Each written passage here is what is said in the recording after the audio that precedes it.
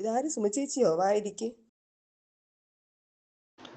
ഷീജ, നിന്നെ ഇപ്പൊ പുറത്തൊന്നും കാണുന്നില്ലല്ലോ. നീ എന്താ സെന്ററിലൊന്നും പോകുന്നില്ലേ? എന്തു പറ്റി?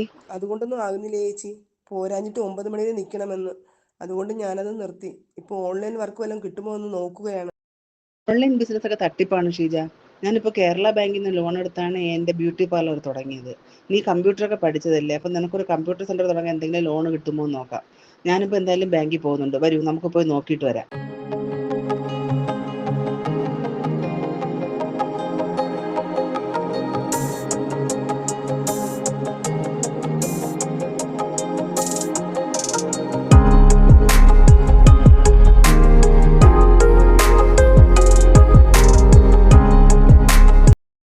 മാഡം, ഇതെന്റെ കൂട്ടുകാരിയാണ്. അവൾക്കൊരു ലോണിനെ കുറിച്ച് മാനേജറെ കണ്ട് സംസാരിക്കണം. മാനേജർ ക്യാബിനിലുണ്ട്, പോയി കണ്ടോളൂ.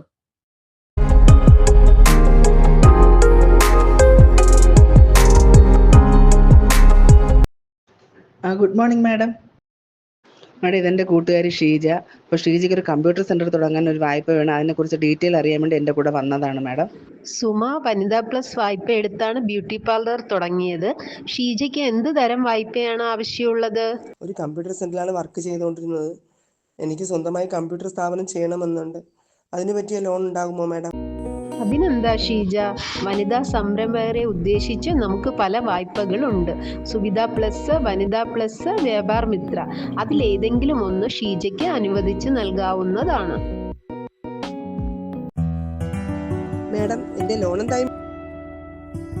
ഷീജയുടെ ലോൺ പാസ്സായിട്ടുണ്ട്. സന്തോഷായില്ലേ?